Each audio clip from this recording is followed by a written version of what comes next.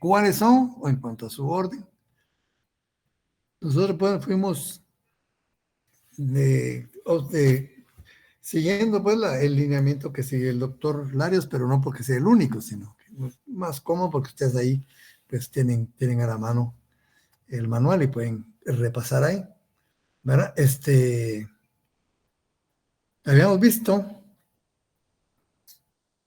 como la fuente principal del derecho internacional privado, la ley interna.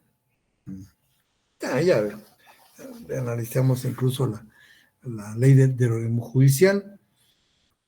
La ley interna, pues, en primer lugar, es una manifestación directa de la soberanía del Estado, de cada Estado, ¿verdad?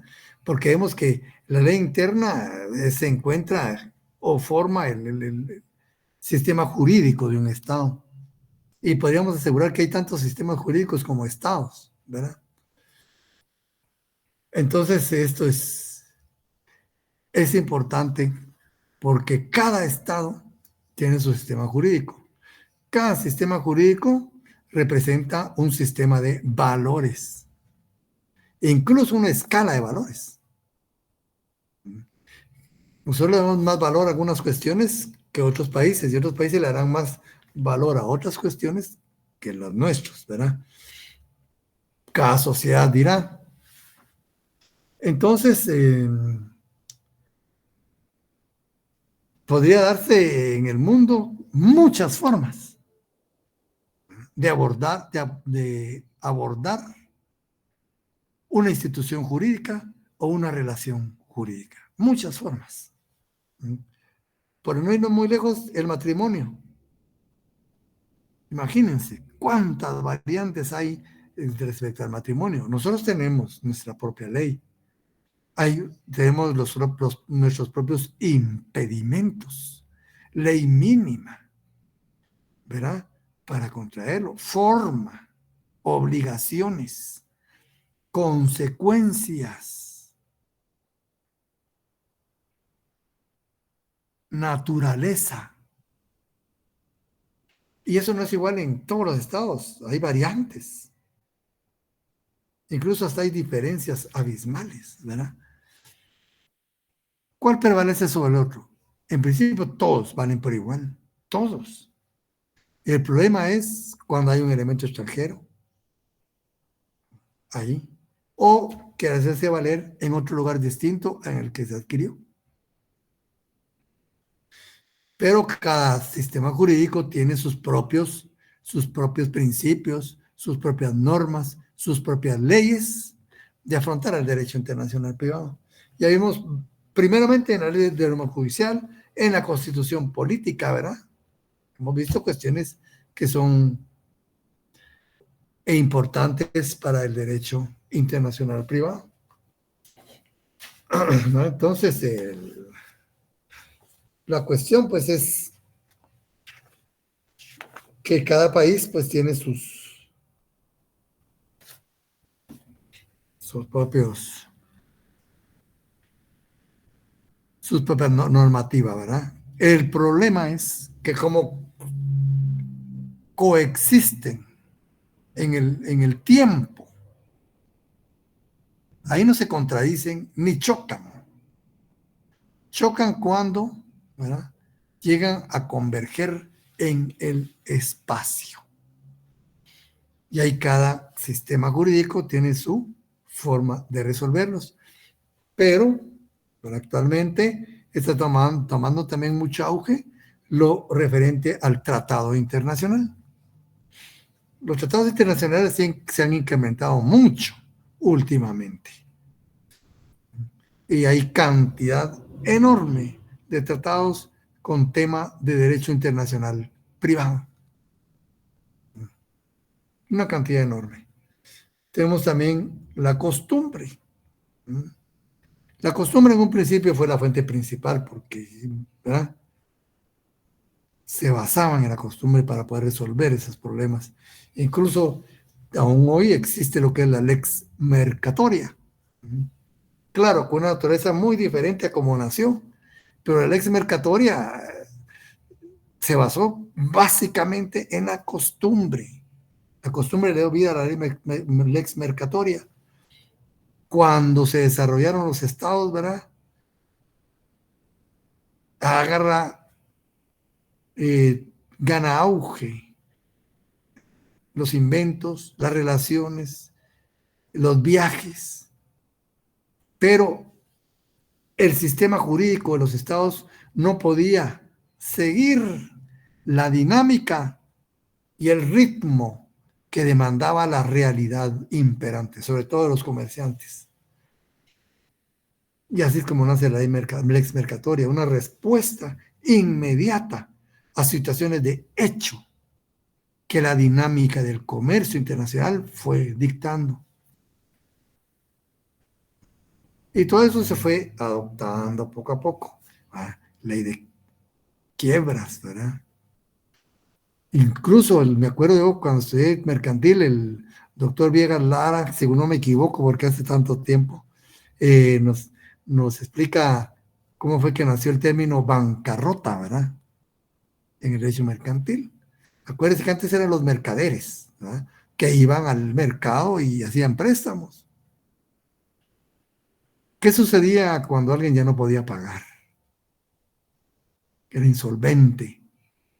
Venía el acreedor y le quebraba, le rompía la banca para que no pudiera vender. Ahí se terminaba, ¿verdad?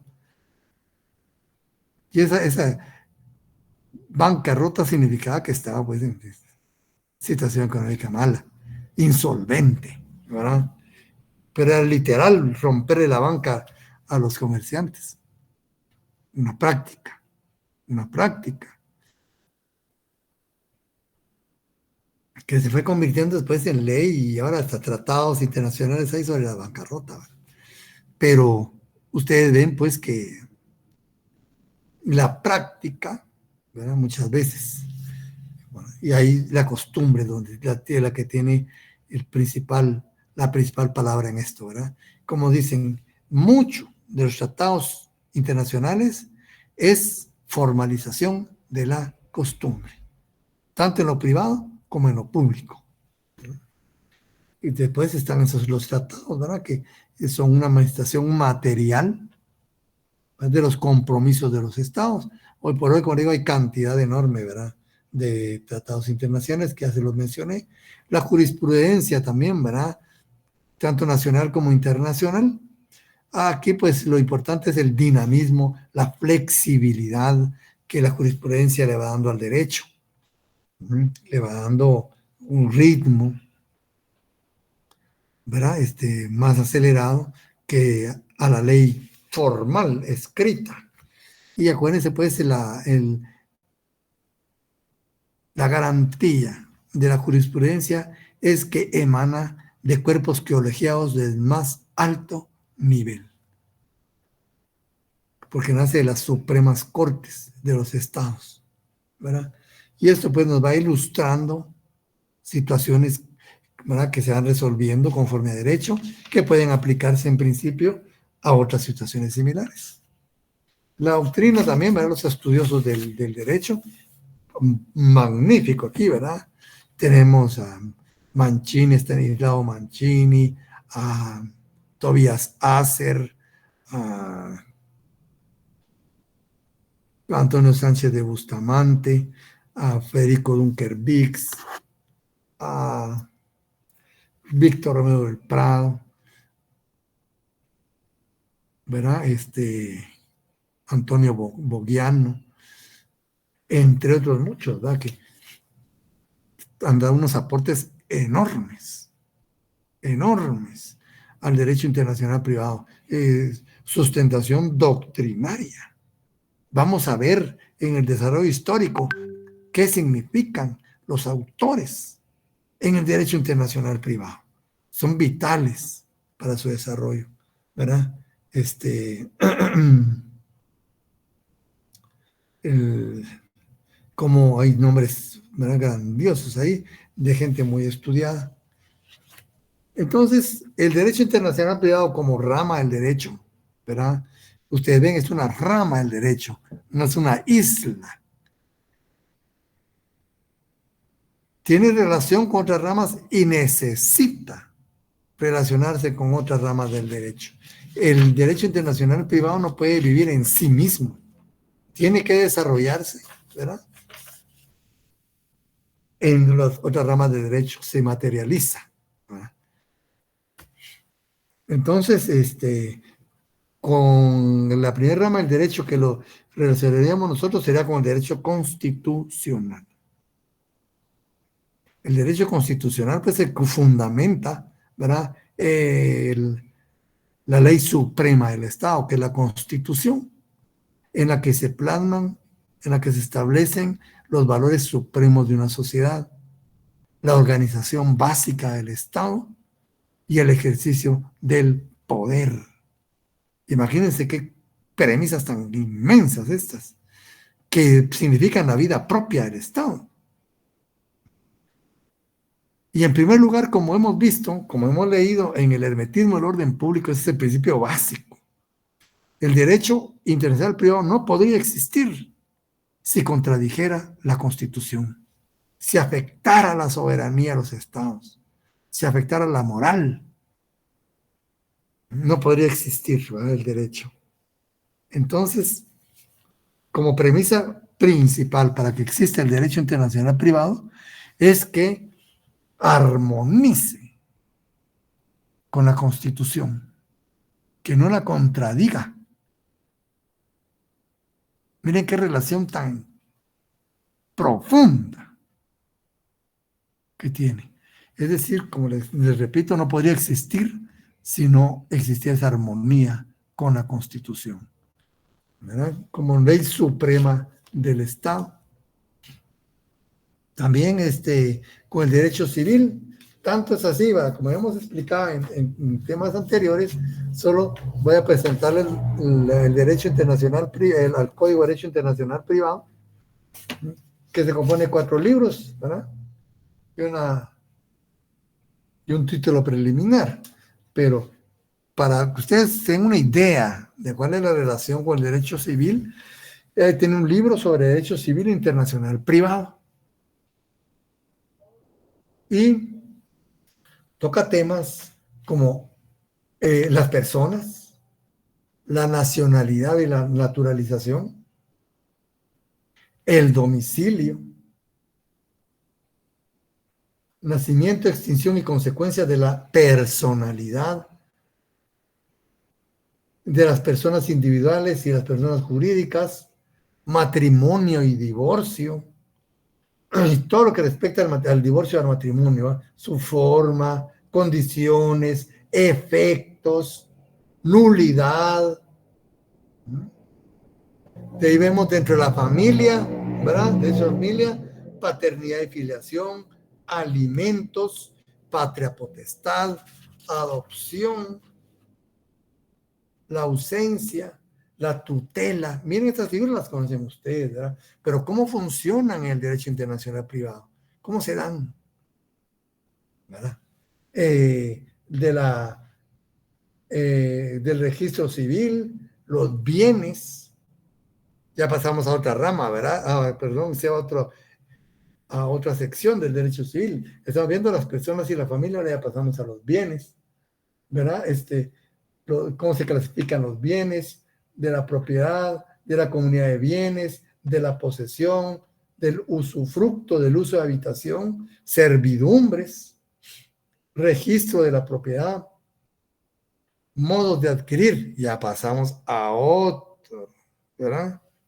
Modo de adquirir, de las donaciones, sucesiones, testamentos, herencia, y ahora viene obligaciones y contratos. ¿Se dan cuenta qué relación más profunda hay con el derecho civil? Con el derecho penal también tenemos una relación bastante grande, ¿verdad? Habíamos dicho pues que como regla general, las normas de derecho internacional, las normas penales son esencialmente territoriales. ¿Qué significa eso? Que se aplican por igual a cuántos residen en el territorio, a cuántos se encuentran en el territorio nacional. Si alguien le quita la vida a otro, cometerá el delito de homicidio. Homicidio, punto. No importa que sea africano, europeo, asiático, que sea de Oceanía, que sea de Norteamérica, de Sudamérica, de Centroamérica o guatemalteco. Cometen el mismo delito. A eso se llama territorialidad de la ley penal. Se aplica por igual a todos los que se encuentren en el territorio. Posiblemente van a ser que tiene excepciones, pero dejémoslo ahí para que sea un poco más claro. Pero también nos habla de, ¿verdad?, de los delitos que se pueden cometer en diferentes territorios. Los delitos continuados, concursos de delitos. Puede que empiece un delito en un país, huyendo cometa otro en otro país, en esa misma escapada cometa otro en otro país, etcétera, etcétera, etcétera. ¿Se dan cuenta? Ahí activa el derecho internacional privado. Aunque hay otros delitos que le interesan a Guatemala, aunque no se cometan en su territorio, eso lo vamos a ver posteriormente, ¿verdad? ¿Y de qué nos habla aquí el derecho penal? Nos habla de las leyes penales. ¿Qué son las leyes penales, verdad? Delitos cometidos en un estado extranjero, delitos cometidos en... ¿Por qué nos interesan los delitos cometidos en el extranjero? Depende. Hay situaciones en el ámbito internacional que un delito cometido fuera de nuestras fronteras le interesa a Guatemala, involucra a Guatemala, aunque no se cometa acá, ¿verdad? Eso nos quiere decir. Delitos cometidos fuera de todo territorio nacional, cuestiones varias, ¿verdad? El derecho penal, pues, sí tiene mucha relación con el derecho internacional privado. Y en el derecho penal, pues, se va a aplicar por igual a todos. Pero como yo les decía, ¿qué pasa? Miren, dos situaciones. ¿Qué pasa cuando un mismo autor comete varios delitos varios delitos en diferentes estados? En un mismo acto, ¿verdad? Como digo, esté huyendo y va cometiendo delitos, que falsifique documentos, que le quite vida a las personas, que estafe, que robe algún automóvil, algún vehículo para escapar, que pase ilegalmente a las fronteras, etcétera, tanto que puede existir. ¿Quién lo juzga? ¿Qué delito se le puede incriminar? ¿O quién puede qué y quién puede no? ¿Quién no puede? ¿Verdad? Es bien complicado, ¿verdad? Y ahí está cómo se resuelven esos problemas. Un delito cometido en alta mar, ¿quién puede juzgar si no hay soberanía? Pero sí hay ley. Entonces, ¿cómo se juzgan? Imagínense, todas estas cuestiones son importantes y de hecho se dan, ¿verdad? Entonces aquí también, pues ven, el derecho penal nos habla el Código de Derecho Internacional Privado. El derecho notarial, importante también. Aquí la forma de los actos. Podemos aceptar un contrato proveniente del extranjero que no tenga las mismas formalidades extrínsecas que las nuestras. Hay un problema ahí, ¿verdad? Entonces, documentos provenientes del extranjero, cómo determinar la capacidad de las partes de un extranjero, cómo, qué forma le voy a dar si intervienen extranjeros, dos extranjeros en un mismo contrato, le doy la forma de los dos de ellos que son del mismo país o le doy la mía, mi forma, etcétera. Pero también existe la otra cara de la moneda. Ejercer el notariado en el extranjero. ¿Se puede? Sí se puede, ¿verdad? ¿Qué dice nuestra ley?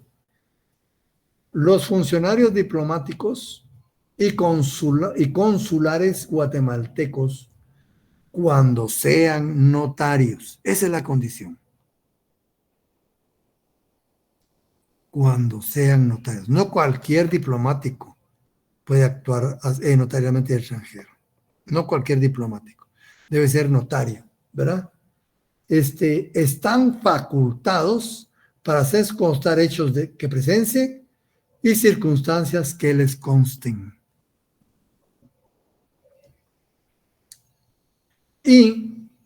Y autorizar actos y contratos en el extranjero que hayan de surtir efectos en Guatemala. Otra condición, deben surtir efectos en Guatemala. Asimismo, ¿sí? Podrán autorizarlos los notarios guatemaltecos. Nosotros como notarios podemos autorizar actos y contratos en el extranjero. ¿No? Podemos autorizar estos y contratos, pero todo lo harán en papel simple.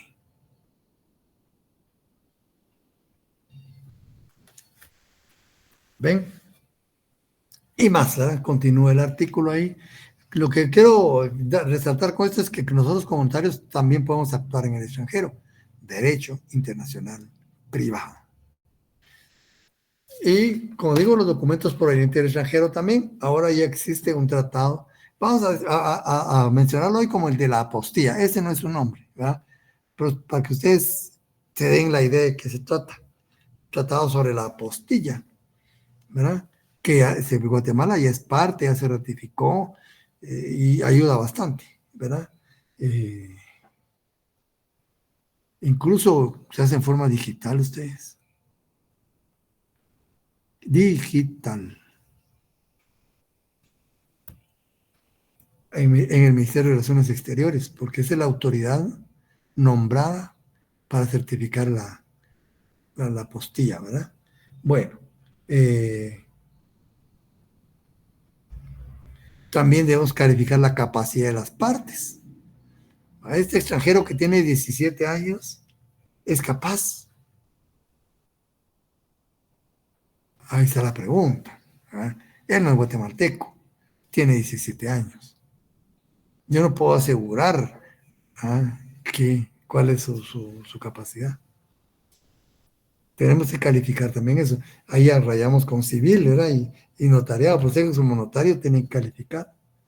Derecho laboral. Extranjeros laborando en Guatemala. Acuérdense que hay un máximo, ¿verdad? Para laborar y un máximo también en cuanto al salario. También tienen límites laborales. Los extranjeros tienen límites laborales frente a nosotros.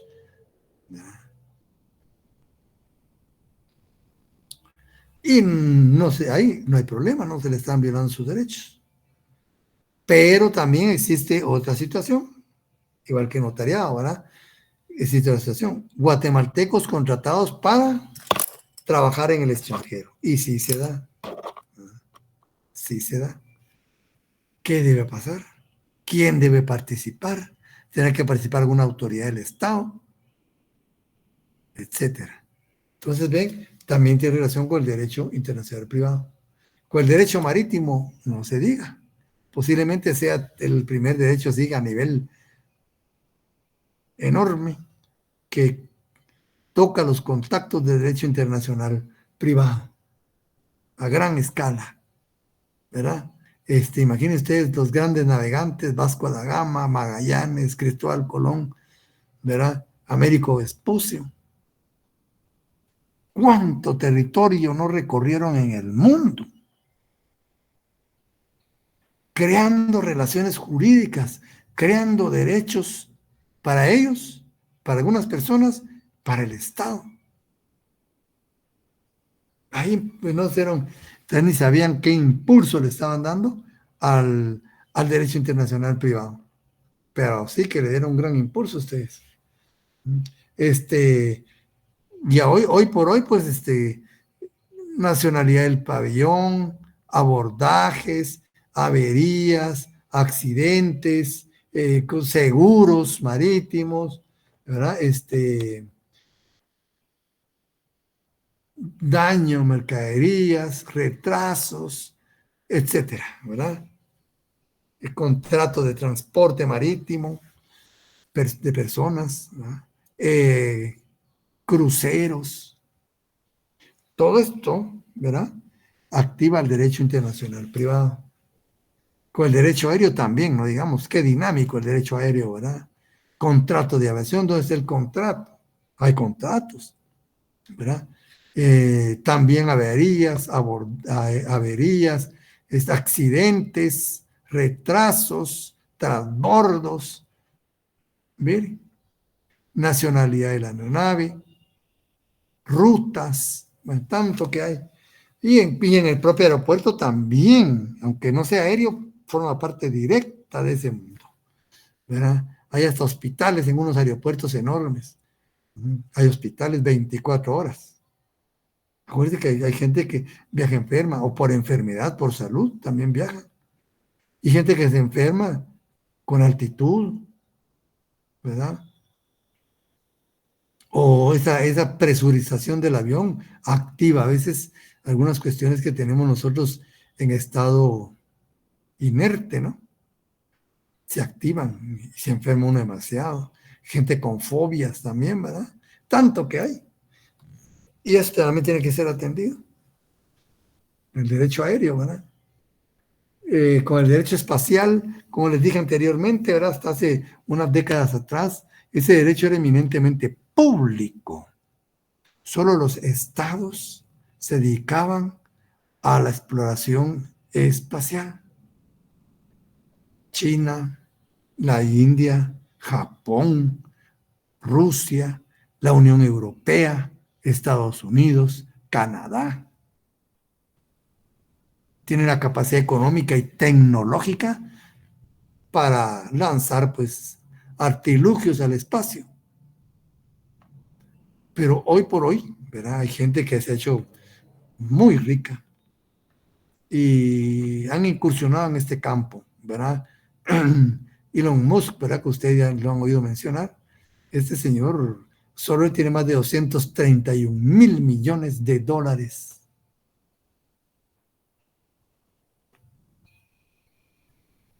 Solo él. Aunque en Arabia hay familias trillonarias, trillonarias.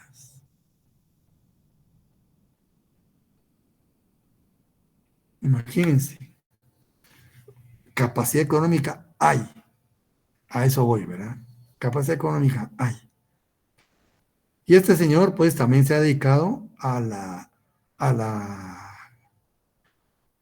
actividad espacial, construcción y proyectos. Incluso ha estado trabajando junto con la NASA, ¿verdad?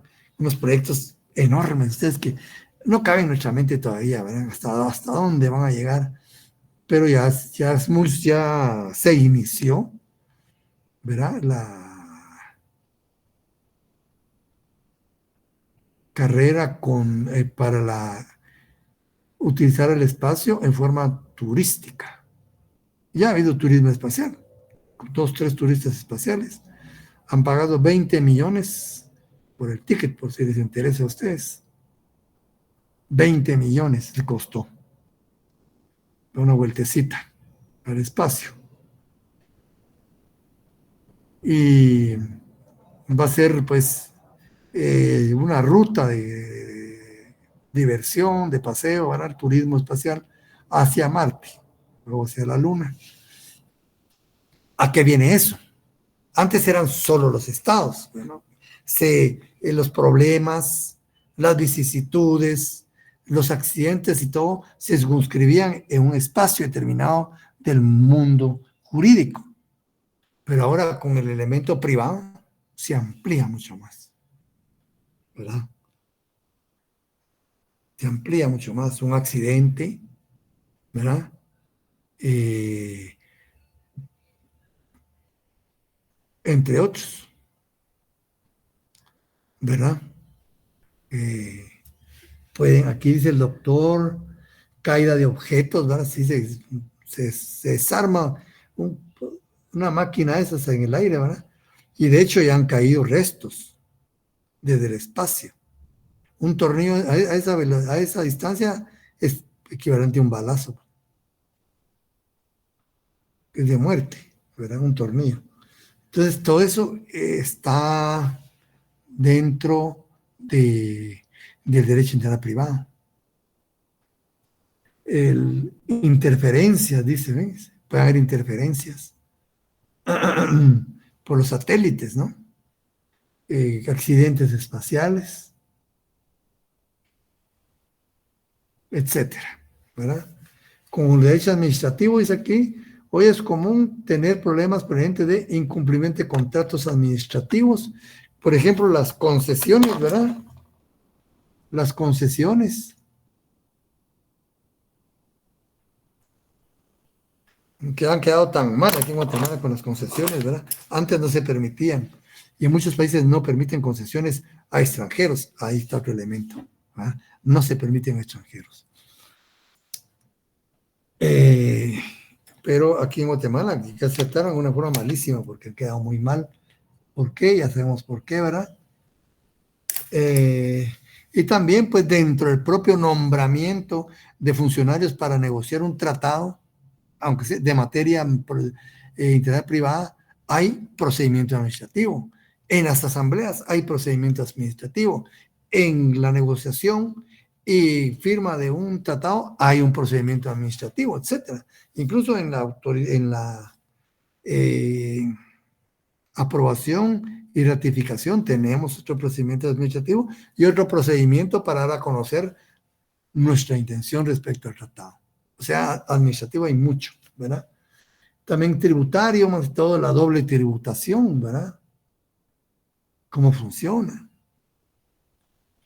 En el derecho mercantil también es muy importante. Incluso también tenemos un libro dentro del Código de Derecho Integral Privado referente a derecho mercantil, ¿verdad? Derecho mercantil. ¿Y de qué nos habla el derecho mercantil? El Código de Derecho Internacional Privado. Los comerciantes y el comercio. ¿Será lo mismo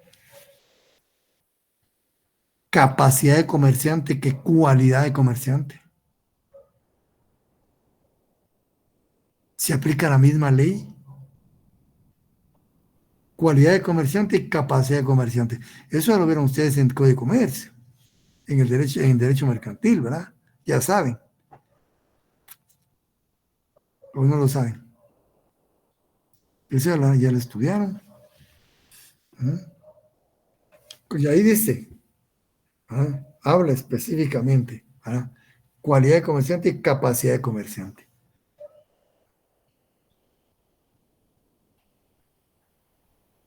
¿O no? ¿Ven? Entonces, aquí también vamos a ver eso mismo. Cualidad de comerciante y capacidad de comerciante. ¿Claro?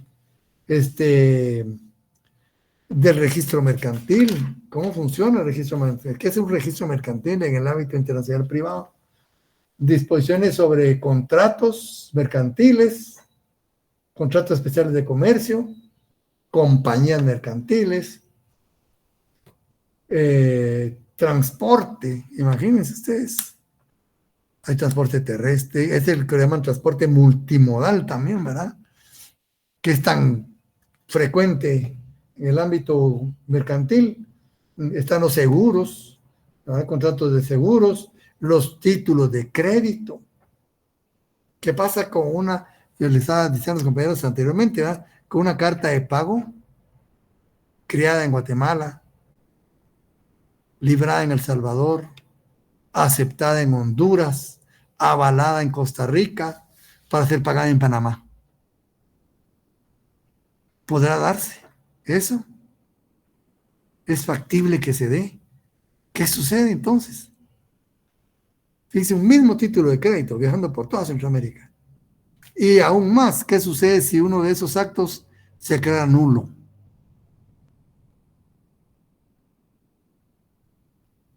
Aquí es donde viene el derecho internacional privado. Miren. Por eso le decía, el derecho internacional privado es necesario, ¿verdad?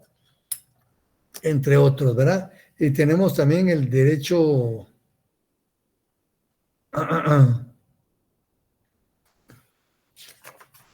el derecho procesal, que ya, ¿verdad? Que ahí se aplica la Lex Fori, como ya les había dicho, pruebas, ¿verdad? Competencia, exhortos, entre otros, ¿no? También lo tenemos en el Código de Derecho Internacional Privado, algo relacionado con él. Y con el derecho internacional público, dice aquí que es mejor verlo de sus semejanzas y sus diferencias, pero también yo apuntaría su relación, ¿verdad? Semejanzas, dice acá, que ambos descansan en la comunidad jurídica internacional, en la coexistencia pacífica de los pueblos y en la búsqueda de la seguridad jurídica. Tres cuestiones fundamentales.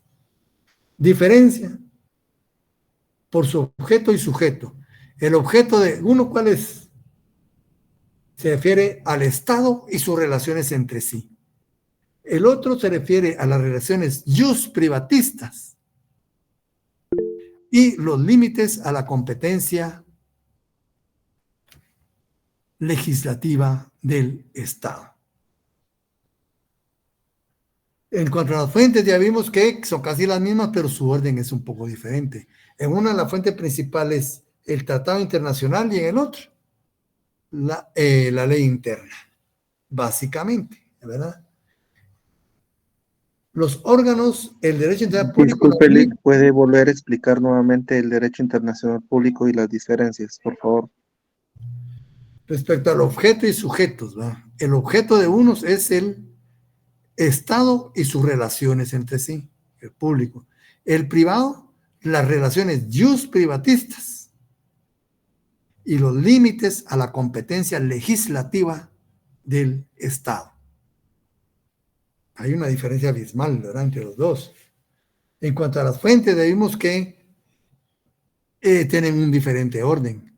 Para el público, la fuente principal es el Tratado Internacional. Para el privado, la fuente principal es la ley interna.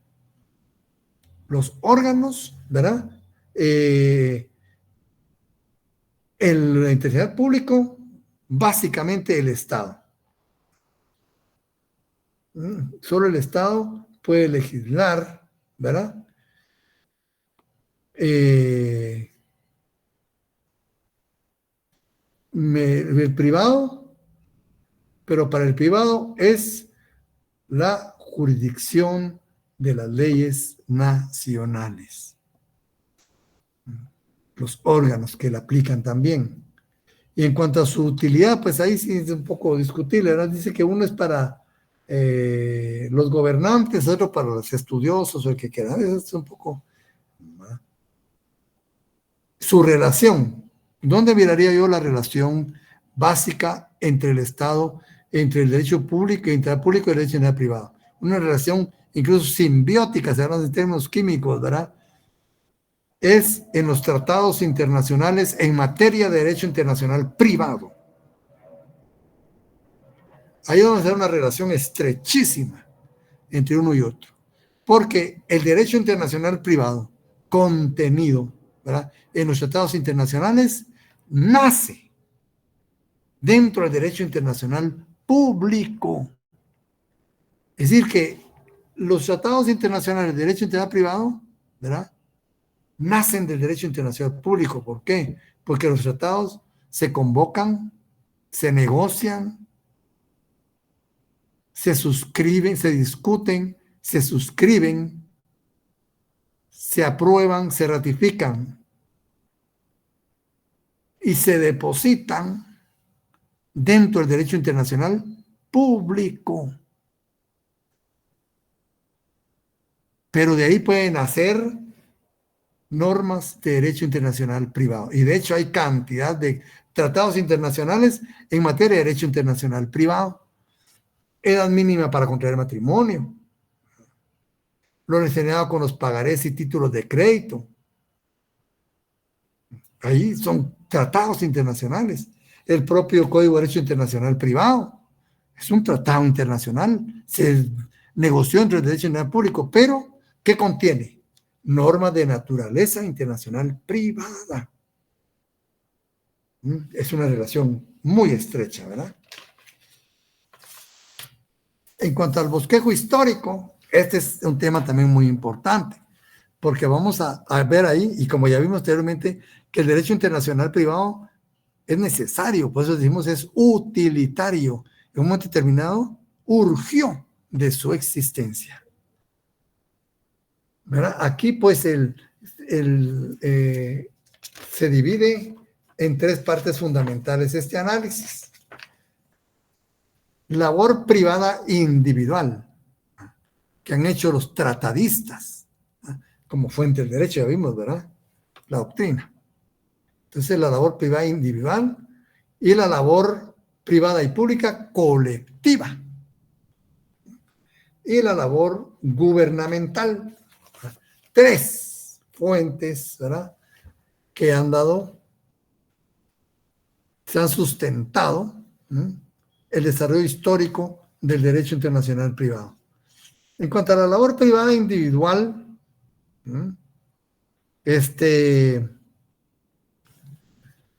en antigüedad existían dos clases, bueno, más, ¿verdad? Pero prevalecían o se dieron existieron dos clases de estados o sociedades, ¿verdad?, muy diferentes y poderosas. Por un lado, la de vocación universalista y por otro lado, la de vocación aislacionista. Mire qué diferencia. La universalista, por ejemplo, los mongoles, los hunos que salían a conquistar y arrasar tierras. Y el derecho, y Roma, pues el derecho romano. Eran pueblos conquistadores. Avasallaban no solo el sistema político, también el sistema jurídico. ¿Verdad? En ese sentido, pues el derecho en Roma, ¿verdad? Ustedes que estudiaron derecho romano, existía un juez especial para los extranjeros, el pretor peregrinus. Pero este juez aplicaba el derecho romano, pues. No andaba viendo si era capaz, si no era capaz, no. El derecho romano se aplicaba y punto. Una territorialidad absoluta de la ley, ¿verdad? A los nacionales y extranjeros. Claro, de una forma especial, pero era el derecho romano. Y en los otros países, pues verán, avasallaban los sistemas jurídicos, las costumbres. Entonces es difícil hablar de un derecho internacional privado tal, ¿verdad?, como conocemos hoy en su esencia, que pueda compararse con esa situación. Y no digamos el otro tipo de sociedad, las aislacionistas. No les interesaba relacionarse con nadie. Ahí tenemos los del lejano oriente, ¿verdad? Como los chinos, japoneses, coreanos, que tenían unas sociedades muy cerradas hacia adentro. No les interesaban las relaciones con otros estados. En estos dos tipos de sociedades era casi imposible que naciera el derecho internacional privado como lo conocemos hoy, ¿verdad? Era muy difícil. Aunque existió en la Edad Media, pues el cristianismo, ¿verdad?, vino a dar un impulso, respeto a los, ¿verdad?, a los inmigrantes, igualdad ante un Dios, ¿verdad?, igualdad ante la ley, ¿verdad?, dignidad de las personas y tantas cosas que apuntó el cristianismo, ¿verdad? Pero el problema es que el cristianismo ese nacía y empezaba a florecer. Y dentro de toda esa realidad existió lo que es el medioevo o la Edad Media, ¿verdad? Y eso tampoco lo tiene el doctor.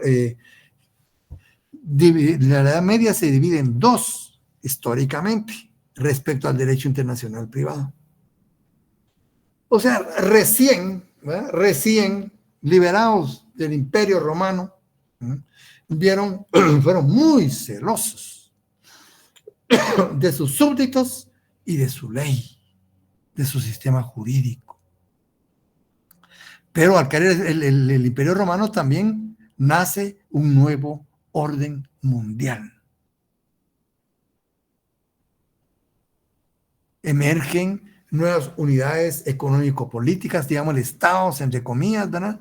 Porque hay otros sistemas, pero individuales, político-económicos. Se desarrolla también la técnica,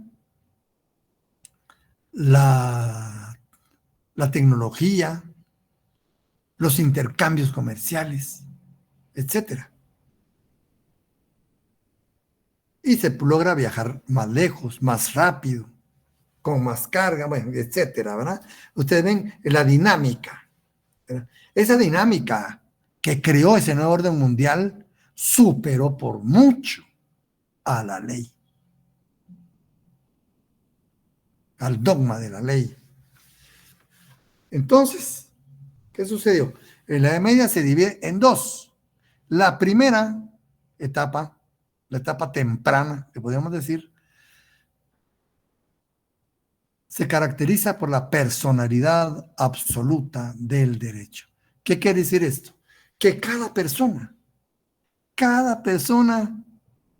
pongámosle de una forma figurativa, echaba su sistema jurídico a la espalda y salía a recorrer el mundo con su sistema jurídico y exigía que hacia él se aplicara su sistema jurídico, su propio sistema jurídico. Y todos andaban así. Aplíqueme mi ley, porque no soy de aquí. ¿Ustedes creen que técnicamente es viable esa situación? Sí guardaban celosamente, ¿verdad? Su derecho. Pero técnicamente no era viable. Imagínense que le aplicáramos aquí a cada extranjero su propia ley. En primer lugar, los jueces tenían que ser sabios, ¿verdad? Conocer cada sistema jurídico. Y cada situación sería tan incierta aquí, ¿verdad? Mire, sucede otra cosa. Bueno, miremos qué la ciudad tiene para ver para dónde agarramos, ¿verdad? Eso no se puede. Y fue inviable. Topó, ¿verdad? Se agotó el modelo. Ya no fue funcional. Creó muchísimos problemas después. Entonces, se pasa a la segunda etapa, la etapa tardía, en la Edad Media. De la personalidad absoluta del derecho pasamos a la territorialidad absoluta. Es decir, ya no vamos a reconocer ningún sistema jurídico diferente al nuestro. Vamos a aplicar a todo el que esté aquí nuestro sistema jurídico en general, total. Entonces ya los estados ya no se molestaban en saber cuál era su sistema jurídico. Usted es extranjero y le aplico esta ley, como el pretor peregrinus, ¿verdad?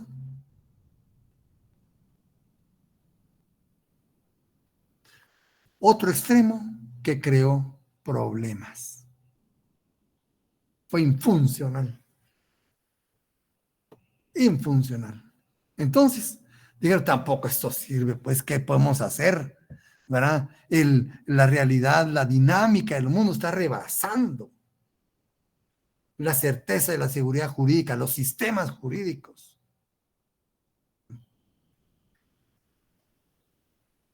Entonces, aquí nacen dos escuelas, los glosadores y los postglosadores, pensadores muy inteligentes, muy dotados. ¿Verdad? Los glosadores, ¿de qué se diferencian de los postglosadores? Los glosadores tomaban, ¿ya? El corpus juris romano y lo analizaban directamente. Iban directamente a la fuente primaria, ¿verdad? lo glosaban, lo analizaban, ¿verdad? Y trataban de dar fundamento con base al análisis profundo de la ley romana. Pues después nacen los postglosadores. Los postglosadores ya no van directamente a la ley romana. Los postglosadores van a los glosadores e interpretan, analizan lo que apuntan los glosadores, ¿verdad? Y aquí es donde nacen varias escuelas, la italiana, la francesa, la holandesa y otras posteriormente, ¿verdad? Pero nace, en primer lugar, la teoría de los estatutos, previa a darle nacimiento. Es decir, miren ustedes, cuando cae Roma, se desintegra el imperio, pero emergen unidades económico-políticas. Venecia, Florencia, ¿verdad? Génova, Milán, Pisa y todas esas grandes ciudades son antiquísimas, ¿verdad? Y tienen su propia identidad. Incluso crean sus propias leyes, porque tienen autonomía. Pero aquí sucede algo, que en esa realidad se encuentran con dos sistemas jurídicos. El primero, que es general a todo el territorio, que le llaman la ley. La ley básicamente es el derecho romano, el que existió, ¿verdad? Y a la par de la ley nacen lo que se le denominan los estatutos. Los estatutos son las leyes locales, la ley de Pisa, la ley de Génova, la ley de Milán, ¿verdad? La ley de Florencia, la ley de Venecia. Entonces habían dos sistemas jurídicos, la ley general y los estatutos. ¿Qué problema se presentó aquí? Se pregunta, ¿cuándo aplicamos la ley? ¿Y cuándo aplicamos los estatutos? ¿En qué casos? Y es aquí donde nacen esas escuelas. La escuela italiana, ¿verdad? Un gran pensador, Bartolo de Sassoferrato. Fíjense que año 1300, en el siglo XII. En el siglo XII.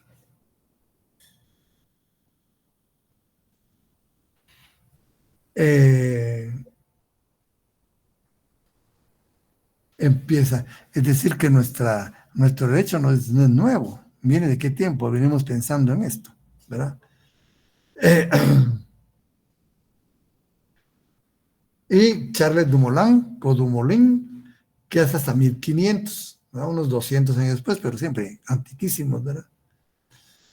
Bartolo de Sassoferrato, ustedes van a leer después, van a estudiar, pero les voy a decir dos cuestiones fundamentales que aporta Bartolo de Sassoferrato al derecho internacional privado.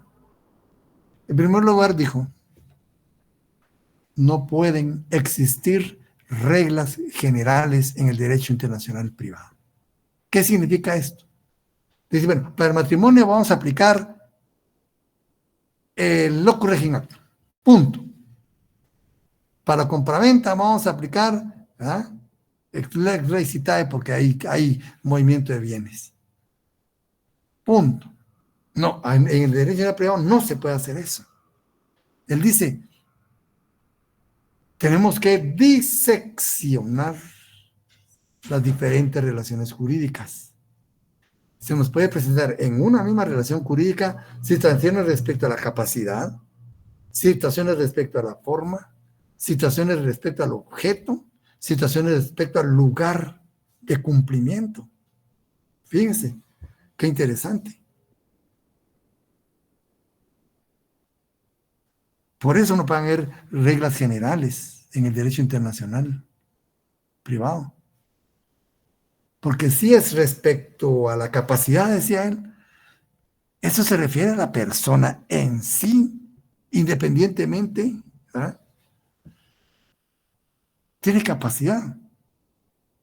¿A quién le interesa la capacidad de esta persona? Que va de paso, que viene de otro lugar. Ah, bueno, esta persona forma parte de un estamento social de otro lugar. Es en ese lugar donde es el estamento social de este señor al que le interesa su situación, no a nosotros. Entonces, lo que sea válido en su país va a ser válido para nosotros.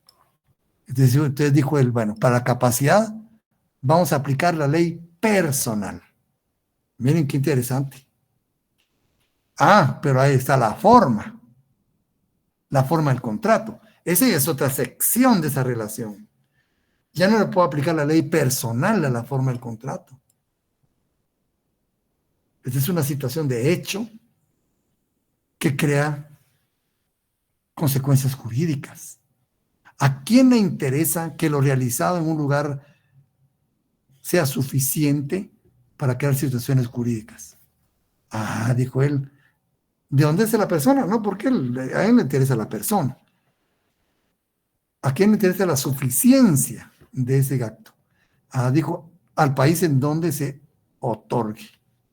Él va a dar los lineamientos de qué debe observarse para que los negocios realizados ahí surtan efecto.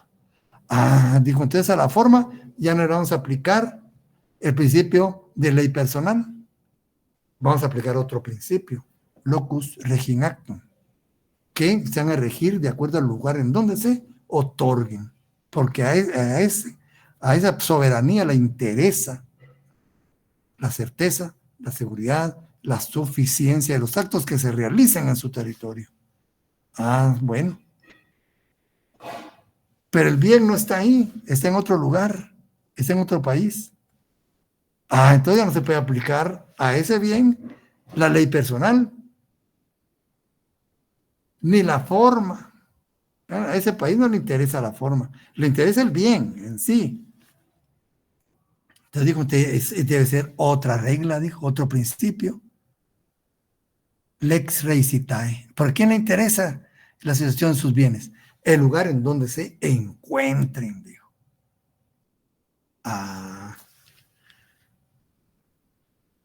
Entonces él aportó ese principio de diseccionar las relaciones jurídicas en partes mínimas de contenido. Entonces, en una misma relación jurídica pueden haber problemas respecto a la capacidad, a la capacidad, la nacionalidad de los otorgantes, la forma y el bien. Se aplica a diferentes principios. Aquí ya vamos descubriendo una cuestión, jóvenes, y les pregunto, hasta donde vamos, ¿cuáles creen ustedes que son los 3 problemas fundamentales que se ocupa el derecho internacional privado? Aquí ya los tocamos todos. Pues el derecho internacional privado atiende básicamente 3 problemas fundamentales. Este es a nivel general, ¿verdad? La nacionalidad, el problema de la nacionalidad, el problema de la condición jurídica de los extranjeros y el problema de la aplicación del conflicto de leyes en el espacio. El problema del conflicto de leyes en el espacio. ¿Por qué? La nacionalidad es importante, se dan cuenta, porque en relación a la nacionalidad, uno va a tener determinado cúmulo de derechos y obligaciones en determinado lugar.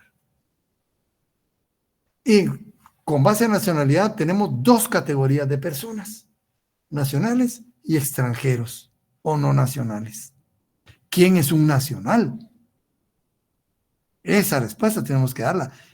¿Y quién, contrario censo, va a ser un extranjero? Eso es importante determinarlo, porque viene el siguiente problema. Una vez determinado que es extranjera una persona, viene el otro problema. ¿Qué condición jurídica tiene en nuestro país? ¿Qué cúmulo de derechos podemos reconocerle y qué cúmulo de obligaciones podemos exigirle? Obviamente no va a ser idénticas a las de los nacionales. Ese problema también lo atiende el derecho internacional privado. Y por último, ya determinamos la nacionalidad, ya determinamos su condición, viene el tercer problema, la aplicación, el conflicto de leyes en el espacio. Si le reconocemos capacidad a este señor, aplicamos ley extranjera, independientemente de nuestro sistema jurídico. 3 problemas fundamentales. Y eso nace de estas exposiciones, ¿verdad? Y entonces vemos pues que el método que aporta Bartolo Sassoferrato, ¿verdad? Es el que no pueden haber reglas generales en el derecho integral privado, y por lo tanto tenemos que diseccionar las relaciones jurídicas, ¿verdad? Y el otro es Charles Dumoulin, ¿verdad? Otro pensador que aportó algo muy importante, otro principio importantísimo que lo conocemos hoy por hoy: autonomía de la voluntad. Dice él, miren, pero hay situaciones que realmente, si yo tomo la decisión, no afectan al Estado. Me afecta al conglomerado social. Esto deberíamos dejarlo a la potestad de los particulares, de las personas. Yo les pongo el ejemplo. Por ejemplo, si yo renuncio al fuero de mi domicilio, ¿a quién estoy afectando? ¿A quién afecto? Si en un contrato de mutuo renuncio al fuero de mi domicilio, yo quiero, me interesa, me conviene renunciar fuera de domicilio, o por lo menos es necesario que lo haga, si no, no me hagan el préstamo. ¿A quién afecto? Entonces, es de eso cuenta Charles Dumoulin. Hay determinadas situaciones que si yo tomo la decisión en forma autónoma, no afecto ni al Estado ni al estamento social. Simplemente me afecta en mi persona, ¿verdad? Dentro de un parámetro pues normal de obligación.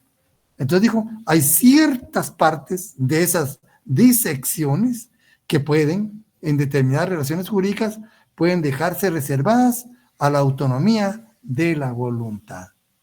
Miren qué importante, ¿verdad? Así se ha ido desarrollando el derecho internacional privado. Entonces, yo les rogaría que me terminen de leer el tema para que les pongamos ya en la otra clase y ustedes lleven algunas dudas o lleven algo adelantado para que podamos desarrollar el tema, ¿verdad?